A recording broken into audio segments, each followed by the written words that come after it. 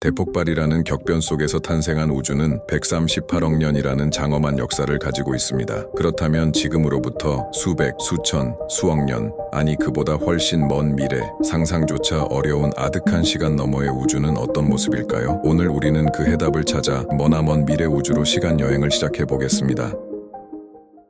10만 년 후 우주에서 우리는 아주 특별한 현상을 관측할 수 있습니다. 바로 지구로부터 640광년 떨어진 거대한 별 베텔게우스의 초신성 폭발입니다. 항성 진화 마지막 단계에 있는 베텔게우스는 지름이 태양 지름의 약 1000배에 달하며 태양 자리에 놓으면 그 크기가 화성 궤도까지 뻗어나갈 정도입니다. 밝기 또한 태양 10만 배 이상으로 매우 밝습니다. 이렇게 거대한 별도 결국에는 핵융합 연료를 모두 소진하고 초신성 폭발을 맞이하게 됩니다. 초신성 폭발은 우주에서 일어나는 가장 강력한 폭발 중 하나로 순간적으로 은하 전체의 밝기보다 더 밝게 빛나기도 합니다. 베텔게우스는 지구에서 비교적 가까운 거리에 있기 때문에 초신성 폭발 후 낮에는 태양만큼 밝게 보이며 밤에는 달보다 밝게 보입니다. 폭발 후 베텔게우스의 중심핵은 중성자별이나 블랙홀로 붕괴될 것입니다. 중성자별은 매우 밀도가 높은 천체로 지름이 약 20km에 불과하지만 질량은 태양과 비슷합니다. 베텔게우스의 중심핵이 중성자별이 되었는지 블랙홀이 되었는지는 정확히 알 수 없지만 둘 중 하나가 되어 우주 공간 어딘가에 존재하고 있을 것입니다. 폭발과 함께 방출된 물질은 주변 우주 공간으로 퍼져나가 새로운 별과 행성을 이루는 재료가 됩니다. 폭발 후 약 100만 년이 지난 우주에서는 또 다른 중대한 사건이 발생합니다. 바로 오렌지색 외성 글리제 710 항성의 태양계 접근입니다. 현재 63광년 떨어져 있는 글리제 710은 130만 년 후 태양계에서 약 1.1 광년 떨어진 곳까지 접근하게 됩니다. 이는 태양계의 가장 바깥쪽 영역인 오르트 구름과 맞닿은 곳입니다. 오르트 구름은 태양 중력이 영향을 미치는 사실상 마지막 경계선으로 카이퍼 벨트보다 훨씬 멀리 떨어져 있습니다. 글리제 710이 접근하면서 마치 잔잔한 호수에 던져진 돌처럼 오르트 구름 내 수많은 해성의 궤도를 뒤흔들게 됩니다. 일부는 태양계 바깥으로 튕겨나가고 상당수는 태양계 안쪽으로 향하게 되죠. 이러한 해성의 유입은 지구를 비롯한 태양계 행성들에게 큰 위협이 됩니다. 글리제 710 자체는 지구와 직접 충돌하지 않겠지만 항성의 접근은 태양계의 평온을 깨뜨리고 대혼란을 가져올 것입니다. 이 사건은 태양계가 고립된 공간이 아니라 외부 천체의 영향을 받을 수 있는 열린 공간이라는 것을 보여줍니다. 앞으로 2000에서 4000만 년 후 화성은 지금과는 전혀 다른 모습을 하고 있을 것입니다. 화성 주위에는 마치 토성처럼 아름다운 고리가 형성될 것이기 때문입니다. 화성에는 두 개의 작은 위성 포보스와 데이모스가 있습니다. 그중 화성에서 불과 6000km 떨어진 곳에 위치한 포보스는 점점 화성 쪽으로 당겨지고 있습니다. 결국 2000만 년에서 4000만 년 후 포보스는 화성에 너무 가까워져 산산조각이 나게 됩니다. 포보스의 파편들은 화성 중력에 이끌려 화성 주위를 공전하면서 마침내 화성 주위의 아름다운 고리를 형성하게 됩니다. 물론 화성의 고리는 영원히 지속되는 것은 아닙니다. 고리를 이루는 파편들은 서로 충돌하고 마찰을 일으키면서 점점 더 작은 조각으로 부서지게 됩니다. 일부 파편들은 화성 대기권으로 진입하여 불타 없어지기도 합니다. 시간이 지나면서 고리는 점점 얇아지고 결국 사라지게 되겠죠.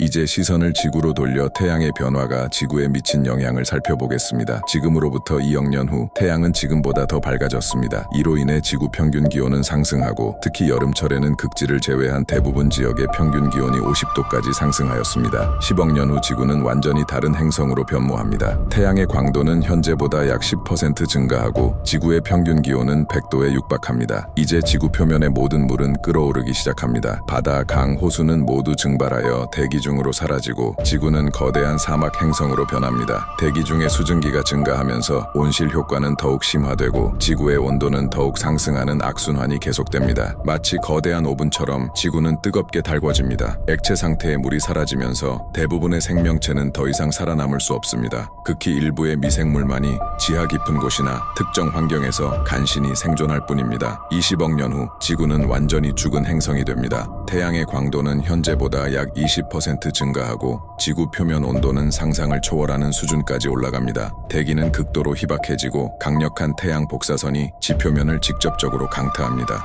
이제 지하에 숨어있던 미생물조차 살아남을 수 없습니다. 지구는 완전히 불모지가 되고 그 어떤 생명의 흔적도 찾아볼 수 없게 됩니다. 마치 잿더미만 남은 폐허처럼 지구는 황량하고 적막한 모습으로 변합니다. 28억 년 후 태양은 주계열 단계를 벗어나 적색 거성으로 진화하기 시작합니다. 핵융합 방식이 바뀌면서 태양의 크기는 현재의 수백 배까지 팽창하고 지구의 궤도까지 삼킬 정도로 거대해집니다. 지구는 팽창하는 태양에 직접적으로 삼켜지거나 혹은 궤도를 이탈하여 차가운 우주 공간으로 영원히 튕겨나가게 될 것입니다. 마치 모든 것을 집어삼키는 거대한 불길처럼 태양은 지구의 마지막 흔적까지 완전히 지워버릴 것입니다.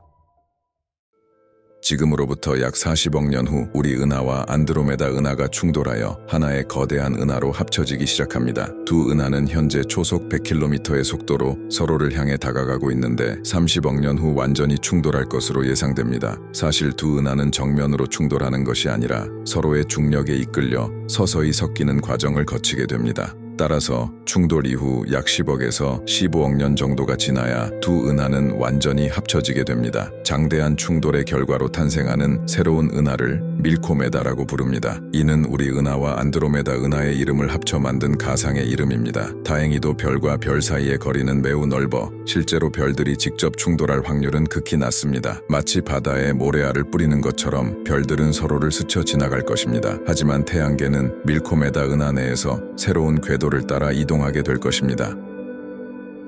이제 1000억 년이 지났습니다. 이제 더 이상 외부 은하는 관측하는 것이 불가능해졌습니다. 마치 망망대해의 섬처럼 우리 은하는 텅 빈 우주 공간에 홀로 남겨졌습니다. 그 이유는 바로 우주의 가속 팽창 때문입니다. 우주는 탄생 이래로 끊임없이 팽창해왔고 그 속도는 점점 더 빨라지고 있습니다. 이 현상을 일으키는 것은 암흑에너지라는 미지의 존재로 우주 전체에 퍼져 있으면서 공간 자체를 팽창시키는 청력으로 작용하고 있습니다. 초기 우주에서는 팽창 속도가 그리 빠르지 않았지만 시간이 흐르면서 암흑에너지의 영향력이 강해졌고 결국 우주 팽창 속도는 빛의 속도를 넘어서게 되었습니다. 이것이 바로 외부 은하 관측이 불가능해진 결정적인 이유입니다. 빛은 우주에서 가장 빠른 속도로 움직이지만 공간 자체가 빛보다 빠르게 팽창한다면 먼 곳에서 출발한 빛은 아무리 오랜 시간이 지나도 우리에게 도달할 수 없습니다. 그 빛이 우주 공간을 가로지르는 동안 우주 공간은 그보다 더 빠른 속도로 팽창했기 때문입니다. 결국 1000억 년이라는 시간이 흐르는 동안 국부 은하군을 제외한 모든 은하들은 빛의 속도보다 빠르게 멀어져 우리의 관측 가능한 우주 너머로 사라져 버렸습니다. 이제 우리가 볼 수 있는 것은 국부 은하군 내 몇몇 은하들 뿐입니다. 그 너머는 영원히 닿을 수 없는 미지의 영역이 되었습니다. 만약 이 시대 우리와 비슷한 수준의 문명이 있다면 그들은 우주에 자신들이 속한 은하만이 유일한 은하라고 생각할 것이고 우주가 어떻게 시작되었고 변해왔는지에 대한 연구는 불가능해질 것입니다. 그렇기에 지금 이 순간이 저 광활한 우주의 신비를 엿볼 수 있는 다시 오지 않을 골든타임인지도 모릅니다.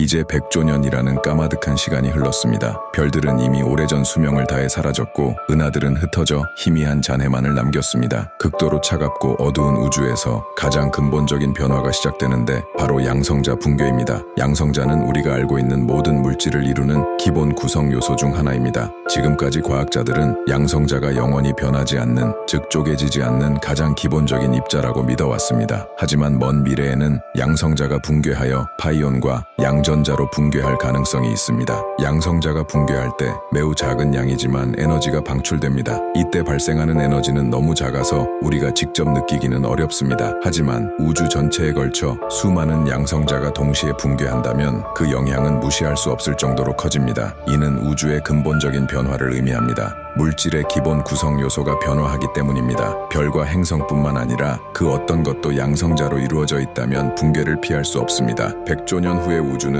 양성자 붕괴로 인해 우리가 알고 있는 모든 물질이 사라지고 가벼운 입자들과 블랙홀만이 존재하는 극도로 희박하고 차가운 공간이 될 것입니다. 이 시기부터 우주를 지배하는 것은 더 이상 중력도 전자기력도 아닙니다. 바로 양자요동입니다. 양자역학의 불확정성 원리에 따르면 아무것도 없는 것처럼 보이는 진공조차도 사실은 끊임없이 요동치고 있습니다. 아주 미세한 에너지의 요동 속에서 입자와 반입자가 끊임없이 생성과 소멸을 반복합니다. 양자 요동은 아주 희박한 확률이지만 새로운 입자를 생성해낼 수 있습니다. 그리고 이 입자들이 모여 아주 작은 규모의 구조를 형성할 수도 있습니다. 물론 이 구조는 우리가 알고 있는 별이나 은하와는 전혀 다른 상상조차 할 수 없는 형태일 가능성이 높습니다. 어쩌면 이 새로운 구조는 우리가 알고 있는 물리 법칙과는 전혀 다른 새로운 법칙에 의해 지배될지도 모릅니다. 더 나아가 일부 과학자들은 이러한 양자 요동 속에서 새로운 우주가 탄생할 가능성도 제기합니다. 마치 거품이 일듯이 텅 빈 우주 공간 속에서 새로운 우주가 싹을 틔울 수 있다는 것입니다.